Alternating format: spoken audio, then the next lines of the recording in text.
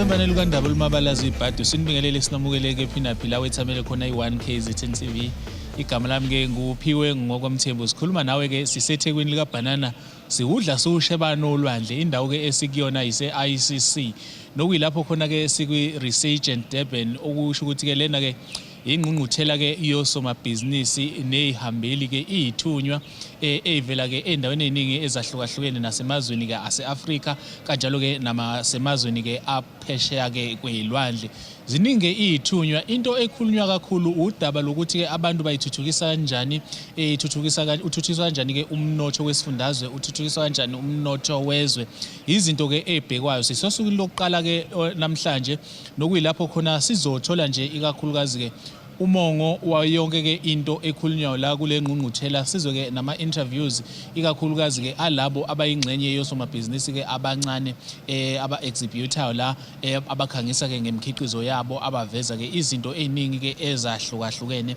Uhlelo ke sithi ke abakhulume sila eThekwini nokuyilapho sifisa khona nje ukuthi sinikeze ke abantu ke ababeyingxenye yalolu suku kumazwibela uma ngabe sithi ke abakhulume.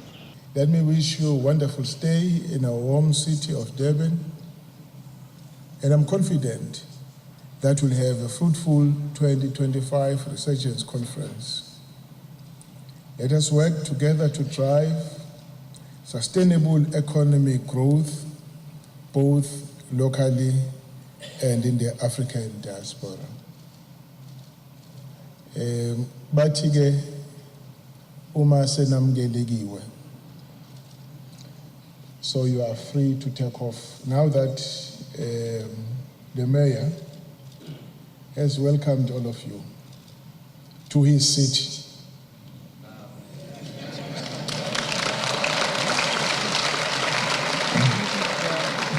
Reverend, you are all free to take off your coats.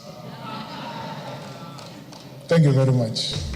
Siyafisa nje ukuthi singene kubona sibe sithi ke abakhulume cishe kuyona yonke into enzakalayo sobe zama ukuthi siveze ke imikhiqizo abayenzayo siphinde futhi ke silalekeleke nezabo ke inkulumo uma ngabe sithi ke abakhulume. Today we manage ukuthi sithole ithuba lokuthi sikhangise ngomsebenzi wethu kwi-Resurgence. Lokho kubalekile kuthina osomabhizinisi abancane ngoba uma kuchazwa nje sizwe kuthiwa kuzoba khona ukuhwebelana phakathi kwe-South Africa ne-America. Namhlanje siyasiphathela umsebenzi wethu ubizwa ngokuthi amanamji owesifazane owesilisa. Usebenza kakhulu ukuthi endlini wenze kubukeke kahle ifurniture yakho.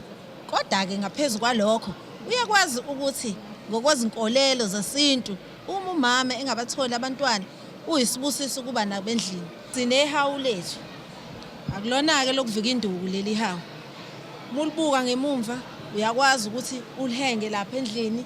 Lenza umsebenzi omuhle ukuhlobisela indlu yakho endlini ibukeke kahle. The opportunity that we get today izosiza kakhulu more especially kuma business ethu and ukukhuphula economy yethu la South Africa more especially la KZN. As also my business abancane sibona this thing is gonna take us from the local business to outside globally and to uplift economy and also able to create more skills and to create more jobs opportunities. Umcimbi kanje usize kakhulu because sikwazile ukuzimaketha nathi siveze ibusiness lethu njengoba besikade siwa attenda amanye ama-fairs awo umasipala so ukufika lapha ithuba nje silibonga kakhulu and lisize kakhulu because sithole nokuthi abantu abaqhamuka kwamanye ama-province empeleni na outside of South Africa ngoba bakhona abebekade bebuza ngazo izimpahla lezi so isize kakhulu. Sisebenzisa amakhambi ukulapha zonke izifo ongaba nazo egazini. Siyazi manje ukuthi ziningi izifo ezikhona edalwa ukudla lokho esikudlayo. So for instance sinayo la i-detox plus i-detox iyakusiza to flush to cleanse your colon cleanser like uflasha wonke amafutha ushukela of which kuyi-roots yazo zonke izifo lezi esinazo. Siyazi ukuthi ukudla esikudlayo manje akusekho right kunamafutha kunoshukela kunazo zonke lezi zinto ezingadingeki. So leli bhodlela leli salithola ngo-675 rand. Ilona ke lizokusiza kuqaqeka amadolo kuhambeke yonke into iyatholakala la uyakhona ukusinza ndala. Siyabonga.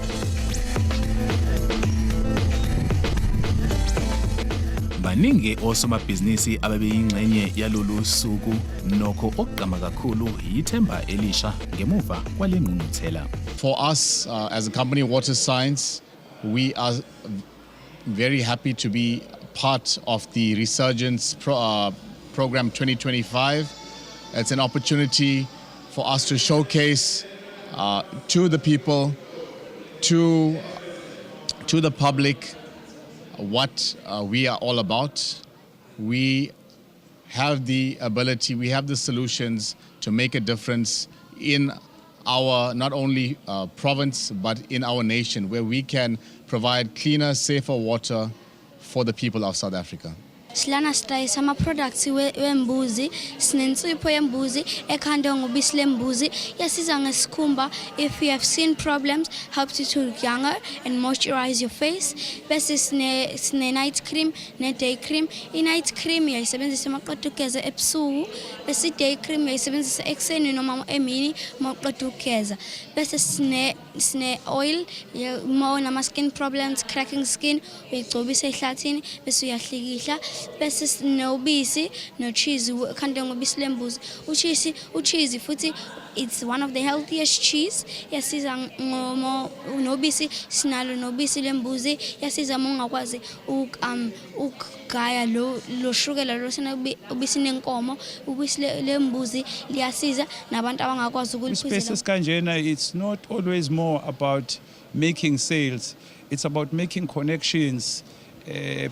People that maybe do the same things that you do, that maybe collaborations can be formed, or you can even get suppliers, people who can supply you maybe with raw material of what you are doing. And also, like today, I've had a chance to meet Americans that are supporting my brand. They're going crazy for my Mandela bags. That's a new market. And mabehamba bethatha le khoma Zambiana zophesheya, word of mouth, and people are going to see those bags and ask. And then I'm busy right now to try and finish up my e-commerce website, so that ngizokwazi ukuthi nabantu abakwamanye amazwe nakwezinye indawo bakwazi ukuthenga just by umuntu ehlele officeini by a click of a button. The owner Izinga Originals. Izinga Originals lidila with i-printing. Ngisiza abantu abaningi ke abadinga i-printing because ngiyikole abantu abathanda ama-event ngoba sikulo mcimbi amasipala wonke lama companies ala ayikhombisa ukuthi asebenzela iphi inkampani, ngiyawabhildela nawo ama golf t-shirts, ama jackets. So siya appreciate nakumasipala osinikele lithuba ukuthi siveze as a youth enama business esafuna ukukhula futhi eyifuna ukuyibona ikwenye level njengoba ne brand yami kuyi level kwiminyaka elandelayo.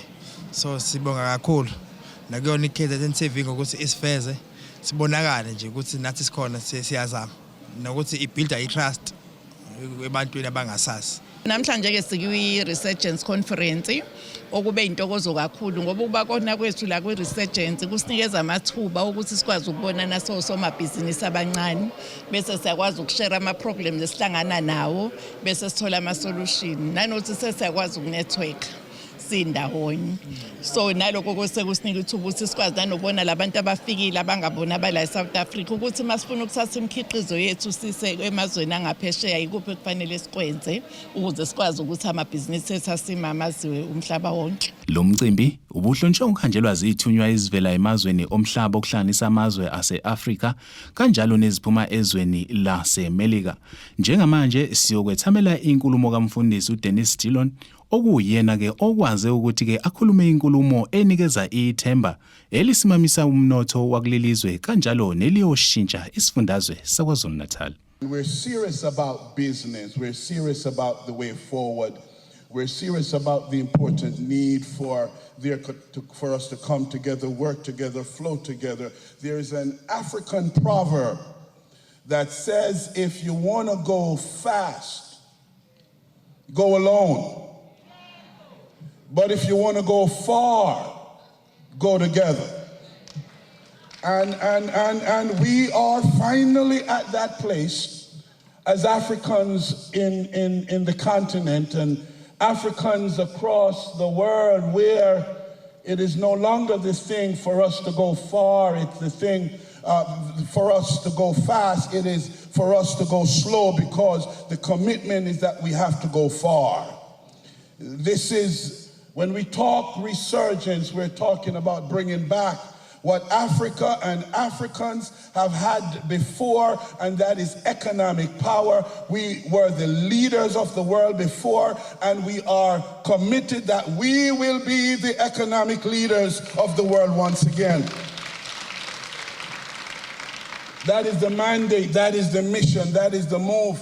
And so I believe very quickly as we put things in perspective and move this journey today for us to understand that the greatest opportunity for Africa's spiritual, because I believe that that ought to be foundational, and economic redemption is for us to fix the disconnect between Africans on the continent and Africans in the diaspora. Vukari si-based laphana emhlanga lapha e-Oceans Mall shop number 36 kwi-ground floor opposite uSpare ilapho esidayisela khona. Siyajabula kakhulu ukuthi sinikezwe leli thuba sizovelela for i-expo sobona abantu abaningi kuyintokozo kuthina. Cela nifike bakuthi nizosupporta laphana.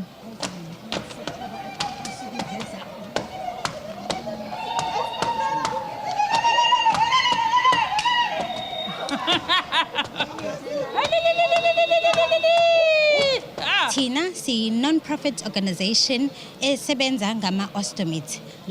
I-ostomy abantu abaningi abalaleli bangayibuza ukuthi kuyini. Kuyi-surgical procedure evulayo la imbobo yokuthi sikwazi ukusebenzisa ikhwama ngoba asisakwazi kuya endlini encane ngendlela eyanele. We use these bags ukwasebenzisa, le number 2 and then le enye eyomchamo. Inhloso eyenza ukuthi sivule i-Ostomed KZN ukusupporta si-empowerishe abanye abantu abaphila nestoma njengoba nami ngiphila nestoma and mina sengiphile naso for 31 years. Ekuphileni kwami nestoma babengekho abantu ababengaphambi kwami ababekhuluma ngayo. So lento uma usaba nayo ubona ngathi ihlazo usabe nokuphumela abantu emphakathini.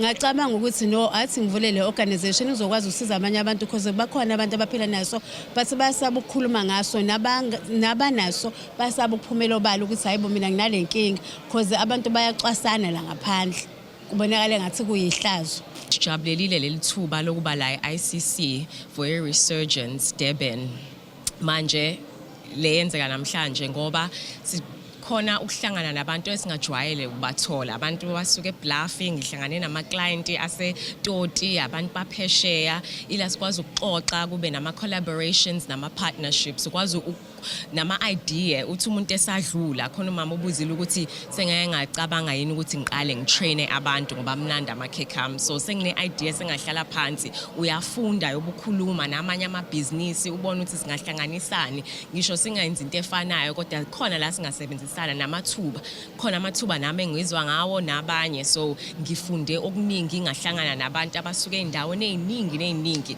khona bakude njengo Escort no Newcastle nabala eThekwini bona bekumnandi nje ngakwazi ukudayisa amakheke igama lami Emandapenda Treats namakheke adlula ngoba sise Newlands West manje business lami seliyaphuma nje lihamba iThekwini lonke siyajabula nje i-municipality siyabonga ne-KZ1 KZN siyathanda nje ukuthi nje i-exposure ikhona siyagquzelela ukuthi mase kuvula futhi amathuba kanje abantu bangahlala ekhaya bayicabanga ukuthi ibusiness lisancane uqala kusancane uyivulele nje ufike eindaweni ezinkulu la uzohlangana abantu abaningi ufunde udayise wazise uthi nebusiness siyatholakala kuwonke ama social media ethu si @Emandapenda Treats and so manje abantu abaningi sebekwazi ukuthola inamba yethu bakwazi ukusifollowisha babone ukuthi sizobe sikuphi sokuthi ngithi ke nina benkomo yabo kodwa kuzoshangane kulapha ezinye ke zaziyoguqa ngomdlebe siliguqisa kanjalo uhlelo igama lami nguphiwe ngwakwamthembu uncede inyoni encane yasha amaphiko yandisa ngivumeleni ngiguqe siguqeni sonke siyothi sukuma kube kusuku zayo inkosi